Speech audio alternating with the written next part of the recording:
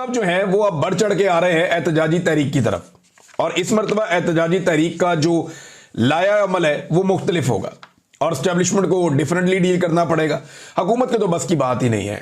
अगर ये हुकूमत होती और पीछे फौज ना होती या जो मिलिट्री एस्टेब्लिशमेंट की क़यादत है उन्होंने ये हुकूमत ना बनाई हुई होती और जिद ना पकड़ी हुई होती कि ये हुकूमत हमने चलानी है, तो इमरान खान जेल से बैठ के 15 मिनट में हुकूमत फारिग कर देता, जितनी उसके पास अवाम की मकबूलियत और ताकत। लेकिन एस्टेब्लिशमेंट है, वो हर चीज़ को कंट्रोल करती है और बड़े ज़ोरदार तरीके से कंट्रोल करती है। बंदे तक मार दिए पाकिस्तान में और बार बार मारे हैं। तो ये चीज़ें फिर इसी तरह हालात मजीद खराबी की तरफ जाते हैं। अब फील्ड मार्शल का जो स्टेटमेंट है आसिम मुनीर साहब का, वो स्टेटमेंट मैं आपके सामने रखता हूँ। ये स्टेटमेंट रिपोर्ट भी हुआ है और जो लोग वहाँ पे मिलकर आए उन्होंने भी कुछ बातें बताई हैं। तो जो मेन स्टेटमेंट है जो हमारे साथियों ने हमें पहुँचाया, वो स्टेटमेंट मैं आपको पढ़ के सुनाता हूँ जो आसिम मुनीर साहब ने कहा। ये प्रोफेसर से बड़ी तादाद में थे, टीचर से जो आसिम मुनीर साहब से मिले। पूरी कौम का मशकूर हूँ कि वो मुसल्लह अफवाद के साथ खड़ी हुई। हम दुनिया को कहते थे कि हमें अंडर एस्टिमेट ना करें, अब दुनिया को पैगाम मिल गया है। S-400 को चाइनीज टेक्नोलॉजी ने तबाह नहीं किया बल्कि पाकिस्तान के बनाए गए मिसाइलों ने तबाह किया। चीन ने हमारी कोई मदद नहीं की, ताहम उसके मशकूर है कि उसने इखलाकी सपोर्ट की और वो हमारा स्ट्रेटेजिक पार्टनर है। तो ये चीन ने, देखें, जो तैयारे हमने इस्तेमाल किए वो तो चाइना ने ही दिए थे, जो मिसाइल हमने तैयारों के थ्रू इस्तेमाल किए वो चाइना ने दिए थे। लेकिन वो पाकिस्तान की स्ट्रेटजी है, पाकिस्तान की हिकमत अमली, और पाकिस्तान की मे भी ये भी हिकमत अमली हो सकती है कि अगर चीन ने कोई सपोर्ट किया है तो उस सपोर्ट को पब्लिक ना करें। ये चीन की हिकमत अमली भी हो सकती है और पाकिस्तान की भी हो सकती है। वही बात की आर्मी चीफ ने। फिर इन्होंने कहा कि कश्मीर में दहशतगर्दी इंडिया कर रहा है, हम कश्मीर के किसी वाक़े की मजम्मत नहीं करते, सिविलियन की शहादतों पर अफसोस जरूर करते हैं। ये अब पाकिस्तान की पुरानी स्टेटेड पॉलिसी है कि मकबूजा कश्मीर के अंदर अगर मुजाहिदीन लड़ाई कर रहे हैं इंडियन फौजियों के साथ या उनकी रियासत के साथ, तो वो अपनी आज़ादी के लिए लड़ रहे हैं और उन्हें मुजाहिद कहा जाएगा और उनकी इक़दामात के ऊपर किसी किस्म की हम मजम्मत नहीं करेंगे। हाँ, जहाँ सिविलियंस की शहादतें हो जाती हैं, हलाकतें हो जाती है, वहाँ पे मजम्मत करते हैं। ये आर्मी चीफ ने कहा। हमने अपने दोस्त ममालिक की मुदाखलत को भी खातिर में नहीं लाया। मैंने दोस्त ममालिक को कहा कि एक आज़ाद मुल्क का सिपह सलार या मर जाएंगे या जवाब देंगे। खास तौर पर ईरान का उन्होंने शुक्रिया अदा किया। अल्लाह की मदद से पाकिस्तानी कौम और पासपोर्ट की इज्जत बहाल हुई है। अच्छा, पासपोर्ट की इज्जत बहाल हुई है, आर्मी चीफ ने कहा। तो मैं जरा बता दूं कि अफगानिस्तान, शाम, इराक, सोमालिया और पाकिस्तान, ये दुनिया के 5 मुल्क हैं 200 मुल्कों में से जिनके सबसे बदतरीन पासपोर्ट है। पासपोर्ट की इज्जत बहाल करनी है, ये बड़ी अच्छी बात है, लेकिन इसका मुकाम बेहतर तभी होगा जब दुनिया के अंदर इस पासपोर्ट की इज्जत होगी। और जब ये पासपोर्ट आप किसी जहाँ पे मुल्क में देंगे और वो उसकी इज्जत करेंगे, वो तभी आपको पता चलेगा ना। अभी तो जो पाकिस्तान के पासपोर्ट की सूरत हाल है, अफगानिस्तान, शाम, इराक, सोमालिया और फिर पाकिस्तान, ये है। Bharat, Bangladesh, Iran, Rwanda, Nigeria, Sri Lanka, Nepal, Bhutan, Yemen, Korea, Libya, Congo, Africa, Ethiopia, Cambodia, Kenya, इन सब के पासपोर्ट हमसे बहुत बेहतर हैं, हमसे बहुत बेहतर है। तो इज्जत बहाल तो नहीं हुई, लेकिन अल्लाह का बड़ा शुक्र है कि उसने एयरफोर्स को ये कैपेसिटी दी। जमीन पे तो कोई लड़ाई पाकिस्तान जीता भी नहीं। ये तो जो है वो लतीफ खोसा साहब ने सवाल भी उठा दिया, बड़ा सख्त सवाल है, लेकिन क्योंकि सवाल है तो उठाया जा सकता है कि हमने जमीनी लड़ाई तो लड़ी नहीं या हमने कोई फतह किया ही नहीं, तो फिर फील्ड मार्शल का ओहदा आर्मी चीफ को क्यों दिया गया? ये उन्होंने सवाल उठाया लतीफ खोसा साहब ने। इसके बाद उन्होंने कहा कि यहां बदर और ओहद के हवाले दिए और साथ तमाम सियासी जमातों का एजेंडा इक्तदार है, ये उन्होंने कहा। देखिए, ये ना सियासतदानों को गंदा करते हैं हमेशा मिलिट्री एस्टेब्लिशमेंट के लोग। अब आर्मी चीफ ने भी यही कहा, थोड़े दिन पहले DGISPR ने कहा कि सारे सियासतदान करप्ट हैं, और आज आर्मी चीफ ने कहा कि तमाम सियासी जमातों का एजेंडा इक्तदार है। भाई, वो इक्तदार में आएंगे और आने के बाद वो अपना इंप्लीमेंट करेंगे ना, जो भी वो करना चाहते हैं, उनका एजेंडा है। इक्तदार से बाहर बैठ के तो कोई जमात अपनी पॉलिसी को इंप्लीमेंट नहीं कर सकती। तो जो पहला मरहला होता है, ये होता है कि जनाब हमारी ये पॉलिसी है, लोगों के सामने रखते हैं, लोग पसंद करते हैं तो वोट देते हैं, वोटों से वो इक्तदार में आते हैं, इक्तदार में आके वो उस पॉलिसी को इंप्लीमेंट करते हैं, और अगर ना कर पाए तो लोग अगली मरतबा किसी और को वोट दे देते हैं।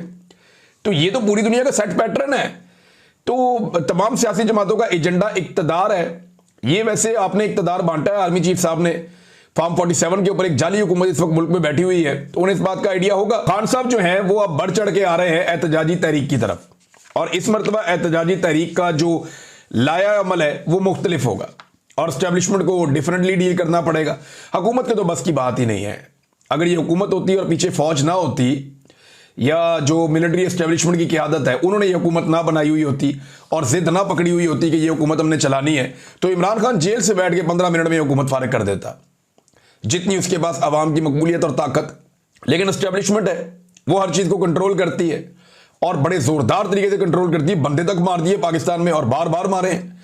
तो ये चीज़ें फिर इसी तरह हालात मजीद खराबी की तरफ जाते हैं। अब फील्ड मार्शल का जो स्टेटमेंट है आसिम मुनीर साहब का, वो स्टेटमेंट मैं आपके सामने रखता हूं। ये स्टेटमेंट रिपोर्ट भी हुआ है और जो लोग वहां पे मिलकर आए उन्होंने भी कुछ बातें बताई हैं। तो जो मेन स्टेटमेंट है जो हमारे साथियों ने हमें पहुंचाया, वो स्टेटमेंट मैं आपको पढ़ के सुनाता हूं जो आसिम मुनीर साहब ने कहा। ये प्रोफेसर से बड़ी तादाद में थे, टीचर से जो आसिम मुनीर साहब से मिले। पूरी कौम का मशकूर हूं कि वो मुसल्लह अफवाद के साथ खड़ी हुई। हम दुनिया को कहते थे कि हमें अंडर एस्टिमेट ना करें, अब दुनिया को पैगाम मिल गया है। S-400 को चाइनीज टेक्नोलॉजी ने तबाह नहीं किया बल्कि पाकिस्तान के बनाए गए मिसाइलों ने तबाह किया। चीन ने हमारी कोई मदद नहीं की, ताहम उसके मशकूर है कि उसने इखलाकी सपोर्ट की और वो हमारा स्ट्रेटेजिक पार्टनर है। तो ये चीन ने, देखें, जो तैयारे हमने इस्तेमाल किए वो तो चाइना ने ही दिए थे, जो मिसाइल हमने तैयारों के थ्रू इस्तेमाल किए वो चाइना ने दिए थे। लेकिन वो पाकिस्तान की स्ट्रेटजी है, पाकिस्तान की हिकमत अमली, और पाकिस्तान की में भी ये भी हिकमत अमली हो सकती है कि अगर चीन ने कोई सपोर्ट किया है तो उस सपोर्ट को पब्लिक ना करें। ये चीन की हिकमत अमली भी हो सकती है और पाकिस्तान की भी हो सकती है। वही बात की आर्मी चीफ ने। फिर इन्होंने कहा कि कश्मीर में दहशतगर्दी इंडिया कर रहा है, हम कश्मीर के किसी वाक़े की मजम्मत नहीं करते, सिविलियन की शहादतों पर अफसोस जरूर करते हैं। ये अब पाकिस्तान की पुरानी स्टेटेड पॉलिसी है कि मकबूजा कश्मीर के अंदर अगर मुजाहिदीन लड़ाई कर रहे हैं इंडियन फौजियों के साथ या उनकी रियासत के साथ, तो वो अपनी आज़ादी के लिए लड़ रहे हैं और उन्हें मुजाहिद कहा जाएगा और उनकी इक़दामात के ऊपर किसी किस्म की हम मजम्मत नहीं करेंगे। हाँ, जहाँ सिविलियंस की शहादतें हो जाती हैं, हलाकतें हो जाती है, वहाँ पे मजम्मत करते हैं। ये आर्मी चीफ ने कहा। हमने अपने दोस्त ममालिक की मुदाखलत को भी खातिर में नहीं लाया। मैंने दोस्त ममालिक को कहा कि एक आज़ाद मुल्क का सिपह सलार या मर जाएंगे या जवाब देंगे। खास तौर पर ईरान का उन्होंने शुक्रिया अदा किया। अल्लाह की मदद से पाकिस्तानी कौम और पासपोर्ट की इज्जत बहाल हुई है। अच्छा, पासपोर्ट की इज्जत बहाल हुई है आर्मी चीफ ने कहा। तो मैं जरा बता दूं कि अफगानिस्तान, शाम, इराक, सोमालिया और पाकिस्तान, ये दुनिया के 5 मुल्क हैं 200 मुल्कों में से जिनके सबसे बदतरीन पासपोर्ट हैं। पासपोर्ट की इज्जत बहाल करनी है, ये बड़ी अच्छी बात है, लेकिन इसका मुकाम बेहतर तभी होगा जब दुनिया के अंदर इस पासपोर्ट की इज्जत होगी। और जब ये पासपोर्ट आप किसी जगह पे मुल्क में देंगे और वो उसकी इज्जत करेंगे, वो तभी आपको पता चलेगा ना। अभी तो जो पाकिस्तान के पासपोर्ट की सूरत हाल है, अफगानिस्तान, शाम, इराक, सोमालिया और फिर पाकिस्तान, ये है। Bharat, Bangladesh, Iran, Rwanda, Nigeria, Sri Lanka, Nepal, Bhutan, Yemen, Korea, Libya, Congo, Africa, Ethiopia, Cambodia, Kenya, इन सब के पासपोर्ट हमसे बहुत बेहतर हैं, हमसे बहुत बेहतर है। तो इज्जत बहाल तो नहीं हुई, लेकिन अल्लाह का बड़ा शुक्र है कि उसने एयरफोर्स को ये कैपेसिटी दी। जमीन पे तो कोई लड़ाई पाकिस्तान जीता भी नहीं। ये तो जो है वो लतीफ खोसा साहब ने सवाल भी उठा दिया, बड़ा सख्त सवाल है, लेकिन क्योंकि सवाल है तो उठाया जा सकता है कि हमने जमीनी लड़ाई तो लड़ी नहीं या हमने कोई फतह किया ही नहीं, तो फिर फील्ड मार्शल का ओहदा आर्मी चीफ को क्यों दिया गया, ये उन्होंने सवाल उठाया लतीफ खोसा साहब ने। और इसके बाद उन्होंने कहा कि यहां बदर और ओहद के हवाले दिए और साथ तमाम सियासी जमातों का एजेंडा इक्तदार है, ये उन्होंने कहा। देखिए, ये ना सियासतदानों को गंदा करते हैं हमेशा मिलिट्री एस्टेब्लिशमेंट के लोग। अब आर्मी चीफ ने भी यही कहा, थोड़े दिन पहले DGISPR ने कहा जी सारे सियासतदान करप्ट हैं, और आज आर्मी चीफ ने कहा कि तमाम सियासी जमातों का एजेंडा इक्तदार है। भाई, वो इक्तदार में आएंगे और आने के बाद वो अपना इंप्लीमेंट करेंगे ना, जो भी वो करना चाहते हैं उनका एजेंडा है। इक्तदार से बाहर बैठ के तो कोई जमात अपनी पॉलिसी को इंप्लीमेंट नहीं कर सकती। तो जो पहला मरहला होता है ये होता है कि जनाब हमारी ये पॉलिसी है, लोगों के सामने रखते हैं, लोग पसंद करते हैं तो वोट देते हैं, वोटों से वो इक्तदार में आते हैं, इक्तदार में आके वो उस पॉलिसी को इंप्लीमेंट करते हैं, और अगर ना कर पाए तो लोग अगली मरतबा किसी और को वोट दे देते हैं। तो ये तो पूरी दुनिया का सेट पैटर्न है। तो तमाम सियासी जमातों का एजेंडा इक्तदार है। ये वैसे आपने इक्तदार बांटा है, आर्मी चीफ साहब ने फॉर्म 47 के ऊपर एक जाली हुकूमत इस वक्त मुल्क में बैठी हुई है, तो उन्हें इस बात का आइडिया होगा